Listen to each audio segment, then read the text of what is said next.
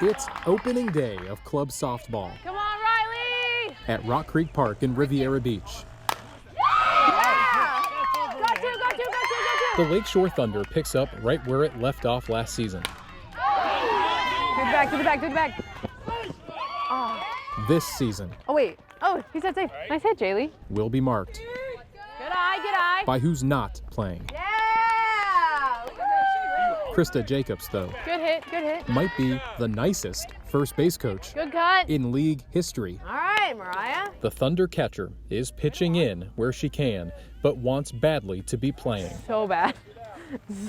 Underneath her jersey, Blood goes in one tube, blood comes out the other tube. tubes reveal end-stage renal failure. Which means my kidneys just kind of stopped working. The signs were subtle for kidney failure. Who knew? Some signs were there, Mom Becky said. Krista was kind of cold coming home at night. Way to take the helmet off, Sophia. Much like being cold on an 80-degree day, Krista went in for a regular doctor's appointment in December, complaining of bruises and chills. Thank God the doctor took her seriously and Nice stop. sent her for blood work. Her doctor immediately said, let's get a blood test. The next day, Krista was rushed to the hospital. Basically, they said, get her down in the emergency room, and here we are.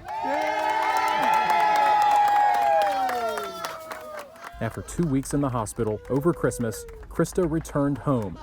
Well, first, she stopped by the softball field for a homecoming with friends. Know hers to love her, and that's definitely showed in people coming forward to help her. A transplant is Krista's best bet.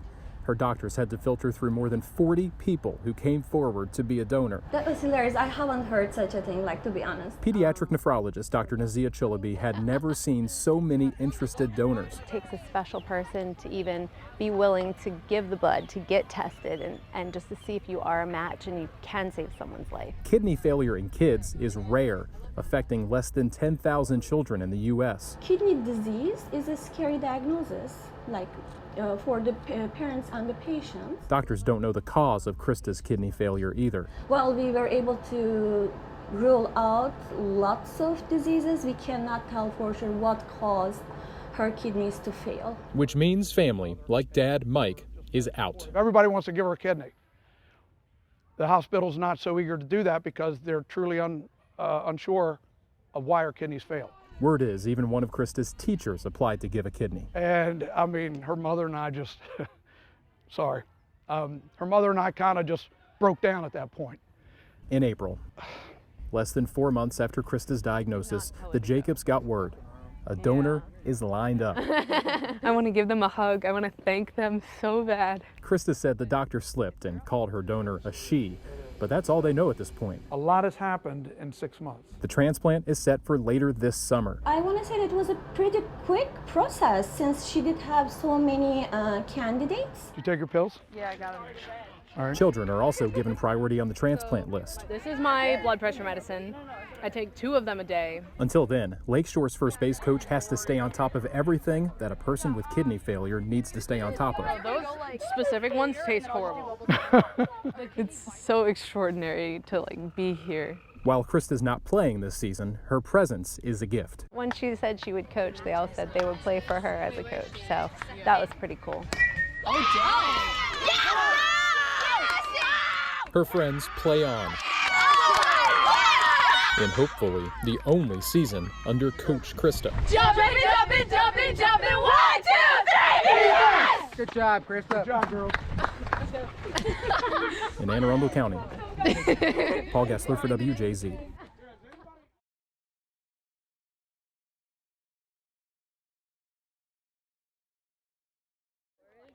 Dude, we at least got 10. I know, dude, they only have 2. Feels really great to be out here. For the past 10 years, Oh, by the 4th inning. this, Yeah! the softball field, has been Krista Jacobs' All right, home. pass ball, you're going, okay? Even if I'm not playing, just to be a part of it, I love it. Out of the action this season, Pretty much the whole team did not even want to play this year unless she played. instead, Nice! Krista joins her dad, Mike, Bring it over, looks good. on the coaching staff. That's it, stay alive, stay alive. 16-year-old Krista takes those words to heart. The high school sophomore awaits a kidney transplant. Coaching softball takes up a lot of time. It's like 2 hours long. It's like 2 hours, 3 days a week.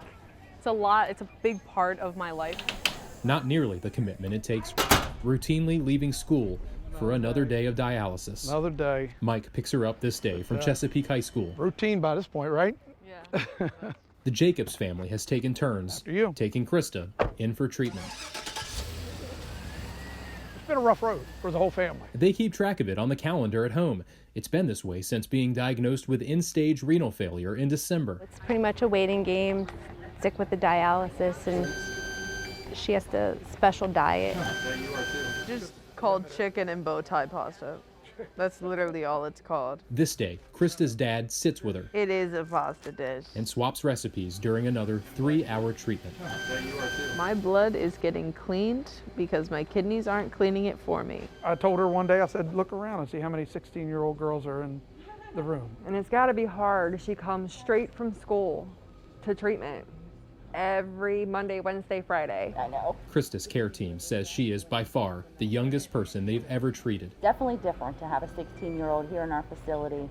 Most of our patients, I would say, are older, 50 or above. I don't think anyone in my school has ever been to a dialysis center unless they were like visiting their grandparent. So it's a bit isolating sometimes, you know?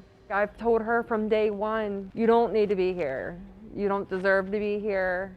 I want to see you get a kidney. Her doctors say dozens of people applied to be a living donor. Now, Krista has one lined up. Surgery is set August 8th.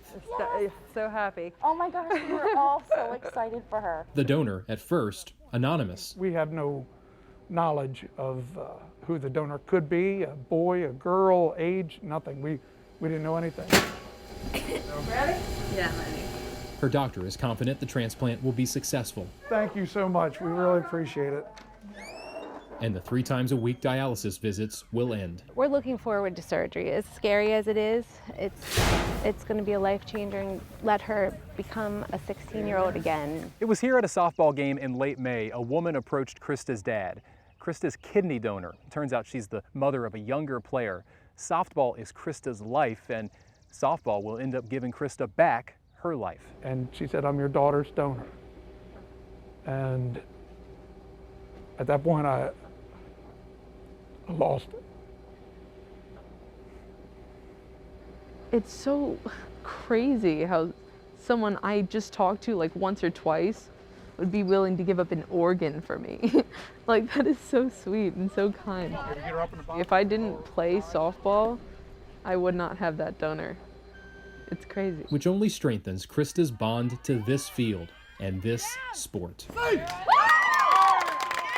One of the big questions to the doctor is, can I play softball? I would tell her to go a little bit slow, maybe within the 6 months or so. All right, Allison! That timeline puts Krista back home on the field next season. So when she does come back, you'll stick your head out the door. You'll probably hear the screaming and yelling. It's very, very like amazing that people want to donate a body part to me. Like, sorry. I'm very thankful. I'm very thankful. Sorry.